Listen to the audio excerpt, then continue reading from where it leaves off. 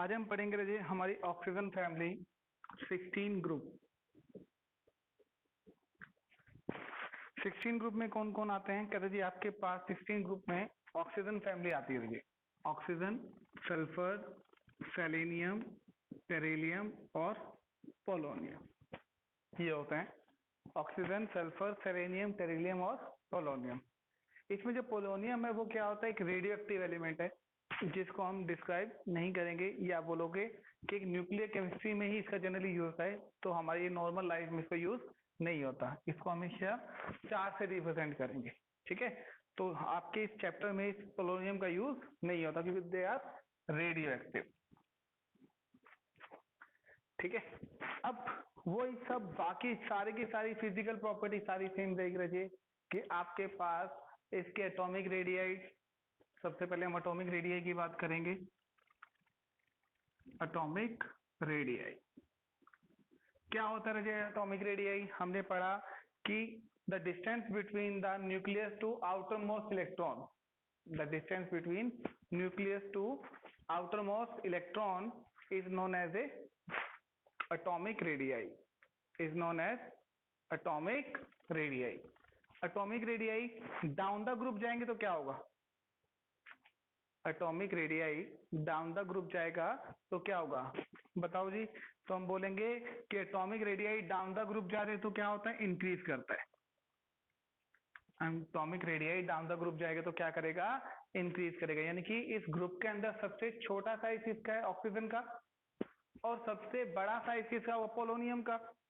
लेकिन हम पोलोनियम को हम किस तक करेंगे?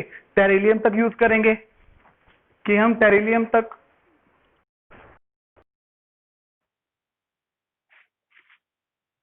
इसको हम टेरिलियम तक यूज करेंगे रजे।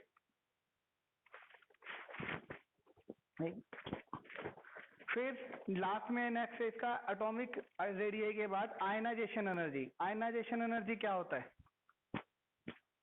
आयनाइजेशन एनर्जी क्या होता है? डेफिनेशन हो क्या होगी रजे? The energy required to eject the outer most electron, the energy required to eject the outer most electron is known as a ionization energy. फिर इस आयनाइजेशन एनर्जी के अंदर डाउन द ग्रुप जाएंगे तो क्या होगा? डाउन द ग्रुप जाएंगे तो आयनाइजेशन एनर्जी क्या होगी? Ionization energy down the group क्या होती है? डिक्रीज होती है। ये सब हमने स्टार्टिंग, बाकियों को भी नहीं आ रही भाई? तेरे को नहीं आ रही तो फिर तेरी उसमें कोई दिक्कत होगी, बाकियों को तो आ रही है। तो भाई आपकी उधर कोई दिक्कत होगी उधर नेटवर्क में।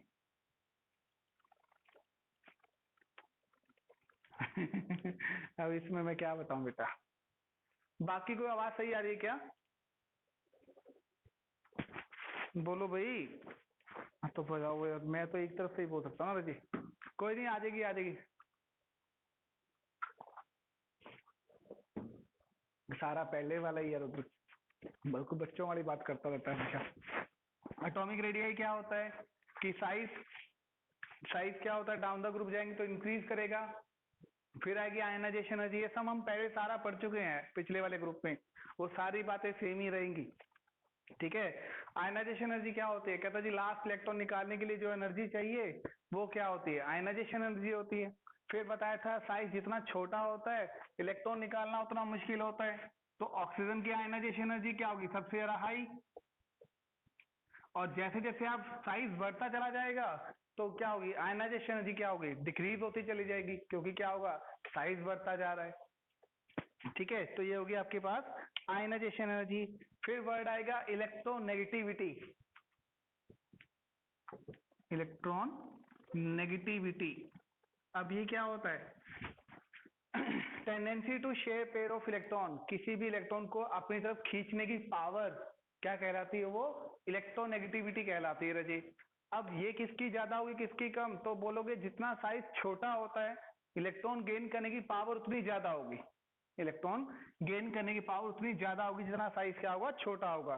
तो इसमें हम बताएंगे सबसे ज्यादा इलेक्ट्रॉन नेगेटिविटी किसकी होगी? बोलो। ऑक्सीजन की इलेक्ट्रोनेगेटिविटी सबसे ज्यादा होती है क्योंकि ऑक्सीजन का साइज सबसे छोटा होता है। फिर आपसे बोलेगा इलेक्ट्रोनेगेटिविटी डाउन द ग्रुप जाएगी तो क्या होगा, बताओ, डिक्रीज होगी ना। जब इलेक्ट्रोनेगेटिविटी डाउन द ग्रुप जाएगी तो क्या होगी रजे, डिक्रीज होगी। क्यों होगी, क्योंकि साइज बढ़ता जा रहा है और साइज बढ़ता जाएगा तो इलेक्ट्रॉन गेन करने की पावर कम होती जाएगी और इलेक्ट्रॉन लॉस करने की पावर बढ़ती चली जाएगी। तो इलेक्ट्रोनेगेटिविटी डाउन द ग्रुप क्या होती है रजे, डिक्रीज होती चली जाती है। ठीक है, तो इसमें हम ये भी बोल सकते हैं ऑक्सीजन की इलेक्ट्रॉन खींचने की पावर सबसे ज्यादा होती है और इस टेरिलियम की और पोलोनियम की इलेक्ट्रॉन खींचने की पावर सबसे क्या होती है रजे, कम होती है। ठीक है, ये हो जाएगा जी आपके पास। इसको पोलोनियम को भी हम पढ़ ही लेंगे। फिर इसमें नेक्स्ट है आपके पास नॉन मेटेलिक कैरेक्टर और मेटेलिक कैरेक्टर। इसको ध्यान से पढ़िएगा, नॉन मेटेलिक और मेटेलिक कैरेक्टर। अब ये क्या होता है, सिंपल कहते जी आपके पास साइज जितना छोटा होता है उसके नॉन मेटल कैरेक्टर ज्यादा होते हैं। साइज जितना छोटा होता है, इन छोटी छोटी बातों को समझ के रखा करो बात को। आप सिंपल देखो, साइज जितना छोटा होगा ऐसे लिखो, small size equal to high non metallic character. क्या बोलेंगे, जितना साइज छोटा होगा वो उतना अच्छा नॉन मेटल होता है। एक बात, जितना साइज छोटा होगा वो उतना अच्छा नॉन मेटल होगा और जितना साइज बड़ा होगा वो उतना अच्छा क्या होगा, मेटल होगा। वो उतना अच्छा क्या होगा, मेटल। अब आपसे कोई ये पूछ ले इस 16 ग्रुप के अंदर oxygen, sulphur, selenium, tellurium, polonium के अंदर सबसे अच्छा नॉन मेटल कौन है, बताओ, सबसे अच्छा नॉन मेटल कौन है। तो हम बोलेंगे भाई ऑक्सीजन है। सबसे अच्छा नॉन मेटल कौन है, ऑक्सीजन है। ठीक है, और फिर मैं अब ये बोलूं कि सबसे अच्छे नॉन मेटेलिक कैरेक्टर किसके हैं, तो जितना अच्छा नॉन मेटल होगा वो उसके नॉन मेटेलिक कैरेक्टर क्या होंगे, ज्यादा होंगे। तो ऑक्सीजन बहुत अच्छा नॉन मेटल है और ऑक्सीजन की नॉन मेटल की प्रॉपर्टी भी क्या है, सबसे ज्यादा है। ठीक है, तो ऑक्सीजन की नॉन मेटेलिक प्रॉपर्टी सबसे क्या है, ज्यादा, नॉन मेटेलिक प्रॉपर्टी हाई या हाईएस्ट बोल दे इस ग्रुप की बात करें तो। ठीक है, पोलोनियम की बात करूं कि पोलोनियम की नॉन मेटेलिक कैरेक्टर क्या होंगे, सबसे कम। नॉन मेटेलिक कैरेक्टर सबसे क्या होंगे, लीस्ट इस ग्रुप के अंदर। एक बात, फिर दूसरा उसके उल्टा आ जाओ मेटेलिक के लिए, तो मेटेलिक कौन होंगे, क्या जितना साइज छोटा होता है नॉन मेटेलिक कैरेक्टर ज्यादा होते हैं, तो साइज बड़ा होगा तो मेटेलिक कैरेक्टर क्या होंगे, ज्यादा होंगे। जितना साइज बड़ा होगा उसके मेटेलिक कैरेक्टर उतने ज्यादा होते हैं।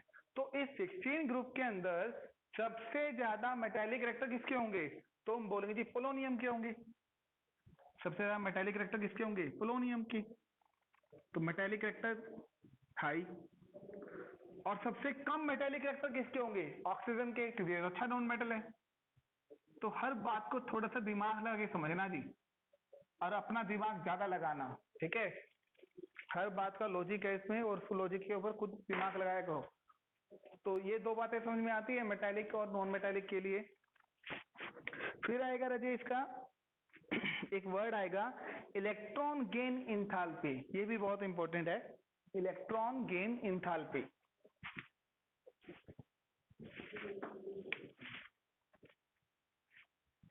इलेक्ट्रॉन गेन इंथैल्पी, अब ये क्या होता है, कैसा जी, इसमें आप क्या बोलेंगे कि कोई भी न्यूट्रल एलिमेंट है, अगर उसको न्यूट्रल एलिमेंट में एक इलेक्ट्रॉन वो ऐड करता है, कोई भी न्यूट्रल एलिमेंट जब एक इलेक्ट्रॉन ऐड करेगा तो उसमें से क्या होगा, उसके ऊपर नेगेटिव चार्ज आ जाएगा क्योंकि इलेक्ट्रॉन ऐड हुआ है।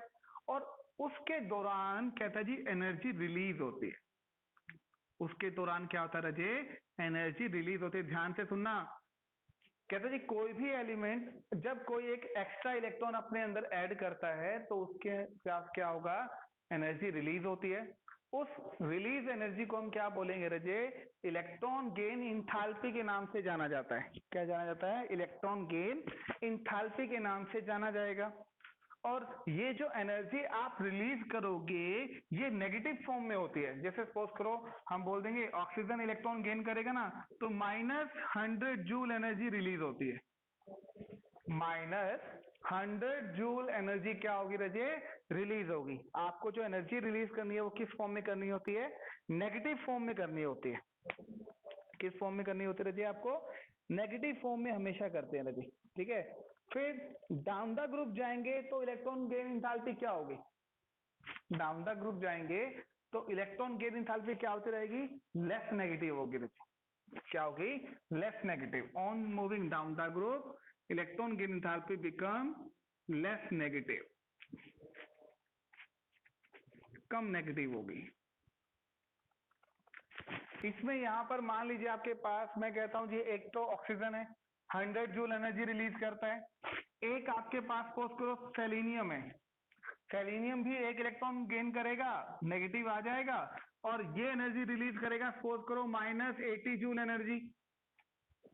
तो सेलेनियम में की 80 जूल एनर्जी शो करता है और ऑक्सीजन जो है वो 100 जूल एनर्जी शो करता है। और आपसे कोई ये पूछ ले कि बताओ इसमें से ऑक्सीजन और सेलेनियम में से ज्यादा इलेक्ट्रॉन गेन एंथैल्पी किसकी है, आपके पास ऑक्सीजन और सेलेनियम में से ज्यादा इलेक्ट्रॉन गेन एंथैल्पी कौन शो कर रहा है, कौन रिलीज कर रहा है, तो आपका आंसर क्या होगा। बहुत सारे बच्चे जो मैथमेटिक्स वाले वो ये बोलेंगे कि सेलेनियम की वैल्यू ज्यादा है क्योंकि ये तो नेगेटिव है। आपको पता ना, जो जितनी ज्यादा नेगेटिव वैल्यू जितनी ज्यादा होगी उसकी वैल्यू एक्चुअली में उतनी कम होती है। जैसे -100 और -80 में से ज्यादा वैल्यू किसकी है, -80 की वैल्यू ज्यादा है। लेकिन हमें यहाँ मैथमेटिक्स नहीं चलाना रजे, यहाँ हमने मैथमेटिक्स नहीं चलाना, तो आपने सिर्फ डिजिट पे ही ध्यान रखना है। जो वैल्यू जितनी ज्यादा होगी उसके आगे नेगेटिव लिखा होगा, बट जो वैल्यू जितनी ज्यादा नेगेटिव होगी वो ही होगा। हम बोलेंगे इसमें इन दोनों में देख के क्या बोलेंगे, हम बोलेंगे ऑक्सीजन की इलेक्ट्रॉन गेन एंथैल्पी ज्यादा है क्योंकि उसकी क्या है -100 वैल्यू आ रही है रजे। ऑक्सीजन की इलेक्ट्रॉन गेन एंथैल्पी ज्यादा है किससे, सेलेनियम से, किससे, सेलेनियम से। पर मैथमेटिक्स वाले तो बोलेंगे जी सेलेनियम की ज्यादा है, बट ऐसा आपने नहीं करना। आपने सिर्फ यही देख के चलना है रजे कि यहाँ पर सिर्फ डिजिट मेन होनी बड़ी होनी चाहिए, नेगेटिव से कोई फर्क नहीं पड़ेगा। तो हम बोलेंगे कि oxygen has more negative electron gain enthalpy than selenium. बोलो जी ये ठीक है। फिर टेरिलियम की क्या होगी, उससे भी नेगेटिव कम, और पोलोनियम की क्या होगा, उससे भी कम। तो हम जैसे जैसे नीचे की ओर जाएंगे वैसे वैसे क्या होगा, electron gain enthalpy less negative होती रहेगी। इलेक्ट्रॉन गेन एंथैल्पी क्या होगी रहिए, लेस नेगेटिव होगी। ये बहुत अच्छा टॉपिक है, आप दोबारा सुनना, मैं दोबारा आपको समझा रहा हूँ जी डिटेल से। क्या हुआ, हमारे पास ऑक्सीजन है, सल्फर, सेलेनियम, टेरिलियम और पोलोनियम मान लीजिए, ठीक है। हमें पता है कि डाउन द ग्रुप जाते हैं तो साइज क्या होता है, इंक्रीज करता है, ठीक। अब इसमें इलेक्ट्रॉन गेन एंथैल्पी करें, सपोज करो कि इसकी इलेक्ट्रॉन गेन एंथैल्पी कितनी है, मैं बोलता हूँ जी 100 जूल है, -100 जूल, और साइज थोड़ा बढ़ेगा तो इलेक्ट्रॉन गेन करने की टेंडेंसी क्या होगी, कम होगी। तो इलेक्ट्रॉन गेन करने की टेंडेंसी कम होगी तो इसकी वैल्यू मैं बोलता हूँ जी -80 जूल मान लेता हूं मैं।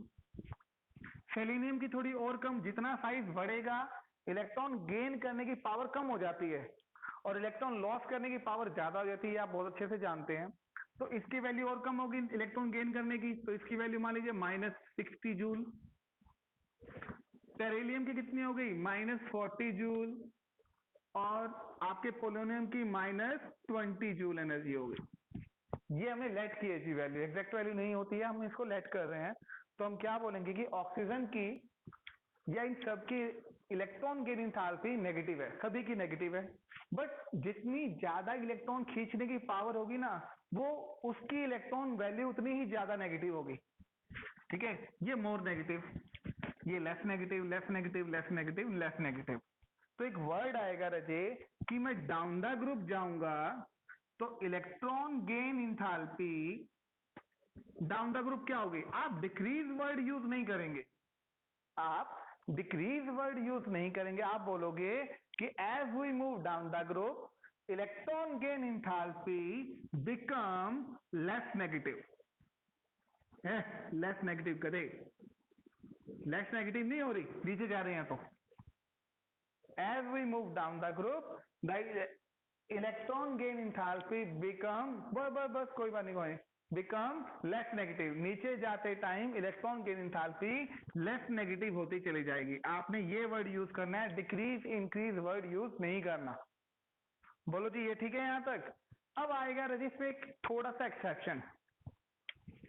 अब हमारे अकॉर्डिंग ये पैटर्न ही होना चाहिए बिल्कुल, और होता भी यही है, लेकिन थोड़ा सा एक्सेप्शन आता रहे यहाँ पर, इस ऑक्सीजन और सल्फर के बीच में। अब होना तो ये चाहिए था कि जितना साइज छोटा होता है तो इलेक्ट्रॉन गेन करने की टेंडेंसी ज्यादा होती है, जो कि ऑक्सीजन की ज्यादा होनी चाहिए। बट कहता है कि ऑक्सीजन की इलेक्ट्रॉन गेन एंथैल्पी सल्फर से कम होती है। क्या होती है?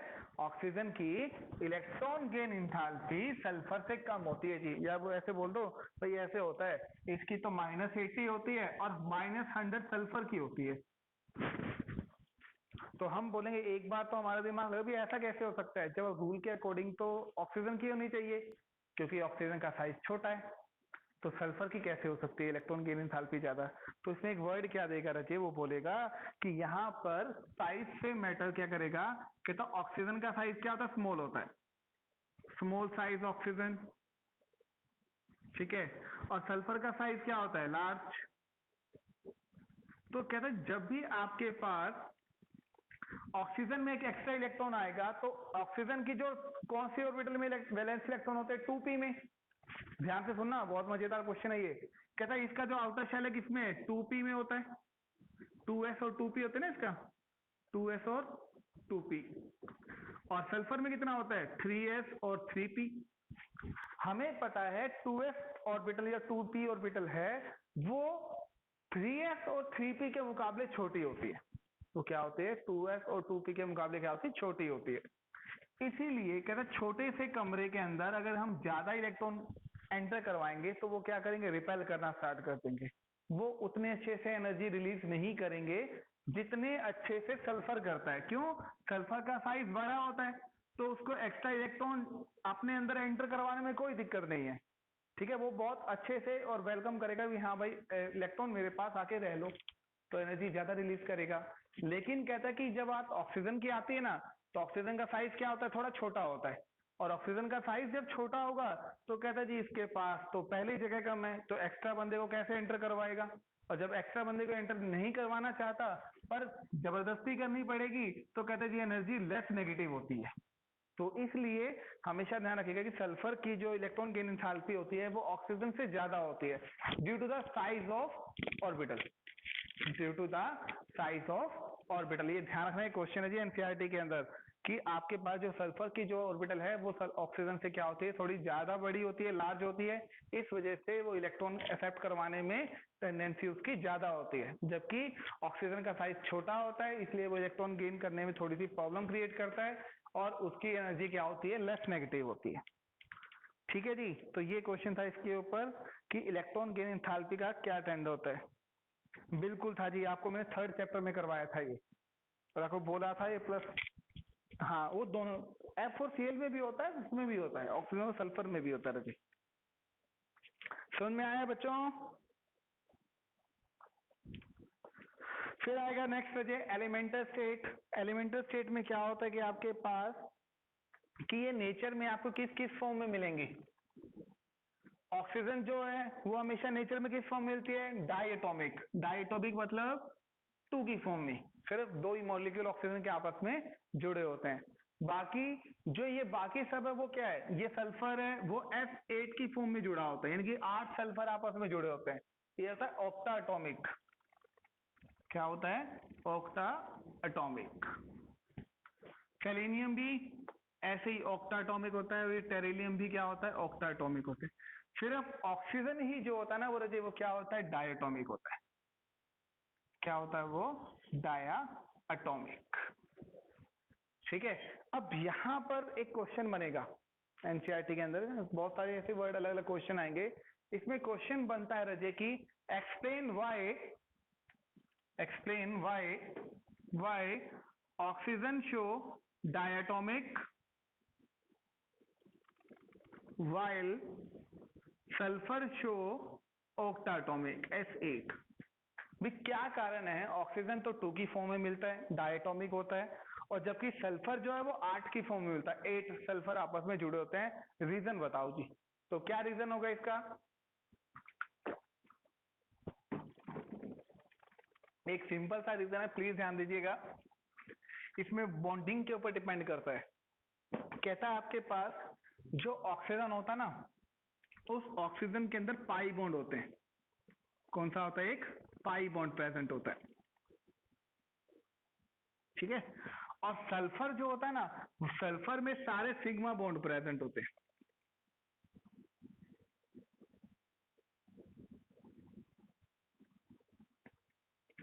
ये सल्फर की स्ट्रक्चर होती है जी। 8 सल्फर ऐसे जुड़े होते हैं, ये डब्ल्यू टाइप है। कॉर्नर में सल्फर जोड़ दो तो ये ऑक्टाटॉमिक क्राउन शेप स्ट्रक्चर होती है सल्फर की। अब सल्फर में क्या है? सारे सिंगल सिंगल बॉन्ड है। ऑक्सीजन में क्या है? एक पाई बॉन्ड है। तो आप बोलोगे कि सल्फर के अंदर तो सारे सिग्मा बॉन्ड्स होते हैं। सिग्मा बॉन्ड जब भी बनेगा ना जी, तो दो खास बात होते हैं, ध्यान से सुनिएगा। सिग्मा बॉन्ड जब भी बनेंगे तो वो एक लॉन्ग चेन बना सकते हैं। सिग्मा अगर सिंगल सिंगल बॉन्ड वाले हैं, वो एक लॉन्ग चेन बना सकते हैं। लेकिन अगर किसी के अंदर पाई बॉन्ड यानी डबल बॉन्ड आ जाएगा ना, तो डबल बॉन्ड वाले एक ज्यादा लंबी चेन नहीं बना सकते। वो 2 या हद मार के 3, बस इससे ज्यादा लंबी चेन आगे बनेगी ही नहीं। कभी ऐसा नहीं है भी 4 मॉलिक्यूल जुड़े हुए, नहीं, हद मार के 2 या 3। डबल बॉन्ड जो पाई बॉन्ड होता है वो बॉन्ड शॉर्ट होते हैं, छोटे बॉन्ड होते हैं, बॉन्ड लेंथ छोटी होती है उनकी, इसलिए वो सिर्फ 2 या 3 का ही ग्रुप बनाते हैं। जबकि अगर सिंगल बॉन्ड है आपके पास, तो कहता है जी वो लंबी से लंबी चेन भी बना सकते हैं। इसलिए सल्फर जो इस ग्रुप के अंदर सल्फर है, वो सिंगल बॉन्ड बनाता है। सिंगल बॉन्ड बनाने की वजह से ये क्या करता है? एक लॉन्ग चेन बना लेता है जी, 8 कार्बन को अपने साथ जोड़ सकता है। जबकि ऑक्सीजन सिर्फ एक ही ऑक्सीजन को और अपने साथ जोड़ेगा। क्यों? क्योंकि उसके पास पाई बॉन्ड है। हर क्वेश्चन का सिर्फ एक एक वर्ड का आंसर मिलेगा आपको। अब इसमें बॉन्डिंग में क्या डिपेंड किया? कहते जी बॉन्डिंग किसकी? सिग्मा और पाई बॉन्डिंग। कहते ऑक्सीजन पाई बॉन्ड बनाता है, सल्फर सिग्मा बॉन्ड बनाता है, इसलिए ये 2 में ही रह जाता है, 2 ही मॉलिक्यूल जुड़ेंगे, ये 8 जुड़ जाते हैं। बाकी सब के लिए भी सेम ही रहेगा कि ये सब बाकी के सारे क्या है? सिग्मा बॉन्ड बनाते हैं, जबकि ऑक्सीजन क्या बनाता है? पाई बॉन्ड बनाता है। ठीक है, तो ये होगा इसका एलिमेंटल स्टेट। फिर आएगा जी इसके आपके पास मल्टीपल बॉन्डिंग। मल्टीपल बॉन्डिंग क्या होती है? मल्टीपल बॉन्डिंग में क्या आंसर रहेगा रजे? कि आपके पास ऑक्सीजन जो है वो सिर्फ पी पाई बॉन्ड बनाता है। ऑक्सीजन ऑक्सीजन के बीच में क्या है? पी पाई बॉन्ड बनाएगा। और बाकी रेस्ट ऑफ द एलिमेंट क्या है? वो डी पाई बॉन्ड बनाते हैं। अब इसका ही क्या मतलब होता है? पी पाई और डी पाई। देखो, आपने ये पता होगा, आपने सुना भी होगा कि हम जब +1 में आपने पढ़ा था कि जब हम पाई बॉन्ड बनाते हैं ना, तो याद करो आपके पास क्या था? एक पी एक्स होता है, एक पी वाई था और एक पी जेड था। आपको सिखाया था पी जेड तो हमेशा सिग्मा बॉन्ड बनाता है, पी वाई क्या बनाता है? पाई बॉन्ड बनाता है, और पी एक्स भी क्या बनाता है? पाई बॉन्ड बनाता है। ठीक है, अगर कोई भी बॉन्ड को बनाने में पी एक्स और ये दोनों पाई पी वाली ऑर्बिटल यूज होती हैं, तो उसको बोलेंगे पी पाई। लेकिन अगर डबल बॉन्ड को बनाने में एक तरफ पी पाई यूज हो रहा है और दूसरी तरफ डी ऑर्बिटल यूज होती है, तो उसको बोलेंगे डी पाई पी पाई। और अगर आपके पास डबल बॉन्ड बनाने में दोनों ऑर्बिटल डी ऑर्बिटल यूज होती हैं, अगर दोनों ऑर्बिटल क्या होती है? डी वाली यूज होती हैं, तब उसको बोलेंगे डी पाई। ये 3 मतलब होते हैं। अगर डबल बॉन्ड बनाने में दोनों ही ऑक्सीजन, जैसे मान लो ये ऑक्सीजन है, इसकी भी पी ऑर्बिटल यूज होती है, इसकी भी पी, तो बोलेंगे पी पाई। ऐसे ही आपके पास सल्फर होता है, इसमें सल्फर की तो डी ऑर्बिटल यूज होती है और ऑक्सीजन की क्या होती है? पी ऑर्बिटल यूज होती है, और दोनों पाई बॉन्ड बनाते तो आप क्या बोलेंगे? डी पाई पी पाई। और अगर आपके पास दोनों केस के अंदर और बॉन्ड बनाने में दोनों की डी ऑर्बिटल यूज हो रही है, तब हम क्या बोलेंगे? डी पाई। तो मल्टीपल बॉन्ड का मतलब क्या होता है? डबल बॉन्ड और ट्रिपल बॉन्ड से होता है। तो बोलेगा आपके पास डबल बॉन्ड और ट्रिपल बॉन्ड बनाने के लिए कौन कौन सी ऑर्बिटल यूज होते हैं? तो कहते हैं 3 टाइप की हो सकती हैं। दोनों में पी ऑर्बिटल यूज होती है, तो बोलेंगे पी पाई। अगर एक पी और एक डी होती है, तो बोलेंगे पी पाई डी पाई। अगर दोनों ही डी ऑर्बिटल यूज होती है, तो हम बोलेंगे डी पाई। ये 3 टाइप की इसमें बॉन्डिंग शो करता है जी। ठीक है, तो एक ये हो जाएगा जी आपके पास। फिर आएगा जी राजेश का जो मेन टॉपिक है वो है ऑक्सीडेशन स्टेट। ये तो वो सेम जितने भी आपके ग्रुप होंगे उन सब में सेम ही रहता है। ऑक्सीडेशन स्टेट अलग है, बाकी आपके पास atomic radii, ionisation energy, electron gain enthalpy वगैरह वगैरह सब सेम ही रहता है। अब हम पढ़ेंगे इसके अंदर, अच्छा एक चीज और थी इसके अंदर, जैसे suppose nitrogen, phosphorus, arsenic, antimony और बिस्मिथ, ये आपके पास ऑक्सीजन, सल्फर, सेलेनियम, टेरिलियम और पोलोनियम। पोलोनियम पढ़ेंगे जी, ये रेडियोएक्टिव नहीं है। पहले बोला था ना रेडियोएक्टिव, रेडियोएक्टिव नहीं, ये सभी इसमें सेम रहेगा। भाई यार एक अपने आप क्यों हो जाती है ये ना, बैक कैमरे से अपने आप ही ब्लर हो जाती है, और बैक कैमरे से अगर वैसे नहीं करूंगा तो रिकॉर्ड नहीं होती। अब कल वो रिकॉर्ड किया था ना, वो उल्टी दिख रही थी मुझे, इसलिए मैंने कल वो अपलोड नहीं की, इसमें वो उल्टा दिख रहा था। अभी कुछ सेकंड बाद अपने आप ठीक हो जाएगी। 15 ग्रुप और 16 ग्रुप के अंदर अगर मैं कर दिया 3 बारी में, क्या मांगता है? अच्छा क्या ऐसा भी होता है क्या? अब देखो आ गया, चलो आ गया तो 15। अच्छा भाई ठीक है, 15 और 16 ग्रुप को भी कंपेयर करवाएगा बुक में से। जब पढ़ोगे ना रजे, तो आपको 15 और 16 ग्रुप में कंपेयर भी करवाएगा। जैसे एटॉमिक रेडियाई है, एटॉमिक रेडियाई आपने ग्रुप में तो पढ़ लिया कि ग्रुप में जाएगा ना जी, तो डाउन द ग्रुप जाएगा तो साइज इंक्रीज करता है, इधर भी साइज इंक्रीज करता है। आपसे पूछेगा 15 और 16 ग्रुप में से साइज किसका ज्यादा लार्ज होगा। अब 16 ग्रुप पढ़ रहे हैं ना, तो 16 ग्रुप में आप क्या क्या पढ़ने को मिलेगा, आप बोलेगा कि 16 group is a smaller than 15 group. भी 16 ग्रुप के एलिमेंट का जो साइज है वो 15 ग्रुप के साइज से क्या है, छोटा है। क्या ये बात ठीक है? बिल्कुल ठीक है जी, क्योंकि हमें पता है जब हम लेफ्ट टू राइट जाते हैं तो साइज क्या होता है, डिक्रीज होता है। तो यानी कि आपके पास 16 ग्रुप का साइज क्या होगा, छोटा होगा। एक ऐसे आयनाइजेशन एनर्जी पढ़ेंगे, हमें पता है ionization energy down the group जाते हैं, इधर लेफ्ट टू राइट जाएंगे तो क्या होता है, इंक्रीज करेगी ना, क्योंकि साइज छोटा होता जाएगा तो आयनाइजेशन एनर्जी क्या होती है, डिक्रीज होती है। क्योंकि साइज और आयनाइजेशन एनर्जी एक दूसरे के उल्टा होते हैं। साइज इंक्रीज करेगा तो आयनाइजेशन एनर्जी डिक्रीज करती है, बट साइज डिक्रीज करेगा तो आयनाइजेशन एनर्जी इंक्रीज करेगी। याद है जी आपको? लेकिन यहाँ पर बहुत बड़ा एक्सेप्शन है। आपसे कोई पूछ ले कि नाइट्रोजन और ऑक्सीजन में से, ये नाइट्रोजन ये ऑक्सीजन, साइज किसका छोटा है, ऑक्सीजन का। नाइट्रोजन का साइज बड़ा है जी साइज के अकॉर्डिंग। तो बताओ आयनाइजेशन एनर्जी ज्यादा किसकी होगी, बोलो। आयनाइजेशन एनर्जी ज्यादा किसकी होगी? हम ऑब्वियसली फटाफट बता देंगे कि जी साइज छोटा है तो ऑक्सीजन ऑक्सीजन की आयनाइजेशन एनर्जी क्या होगी, ज्यादा होगी। ऑक्सीजन की आयनाइजेशन एनर्जी ज्यादा होगी क्योंकि साइज छोटा है। लेकिन ये गलत है जी, ये एक्सेप्शन में काउंट होता है। कहता ऑक्सीजन की ionization energy according to the rule तो ज्यादा ही होनी चाहिए थी, बट होती नहीं है। क्यों नहीं होती है? कहता आपको सिखाया था ये +1 के अंदर कि यहाँ पर साइज मैटर नहीं करता है, यहाँ पर मैटर करेगा इलेक्ट्रॉनिक कॉन्फ़िगरेशन। क्या मैटर करेगा? इलेक्ट्रॉनिक कॉन्फ़िगरेशन मैटर करेगा। याद करो नाइट्रोजन की जो कॉन्फ़िगरेशन होती है ना 1s2 और 2s2 और 2p3, वो हाफ फील्ड होती है। और ऑक्सीजन की कॉन्फ़िगरेशन क्या होती है, 2p4।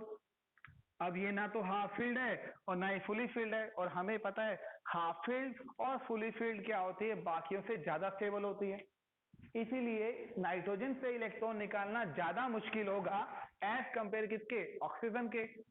इसीलिए नाइट्रोजन की आयनाइजेशन एनर्जी ज्यादा होती है, किसके कंपैरेटिवली, ऑक्सीजन के कंपैरेटिवली। तो यहाँ ये एक्सेप्शन काउंट करके रखना रहे कि 16 group ionization energy is lower than 15 group, ये बोलेंगे 16 group ionization energy is lower than 15 group due to stable configuration of 15 group element, due to stable electronic configuration of 15 group element। ये ध्यान रखना चाहिए, पेपर में बहुत बार पूछा गया है कि इसका साइज छोटा होने के बावजूद भी नाइट्रोजन फैमिली की आयनाइजेशन एनर्जी ज्यादा क्यों होती है? तो आप बोलोगे यहाँ पर रीजन किसका है, इलेक्ट्रॉनिक कॉन्फ़िगरेशन का है।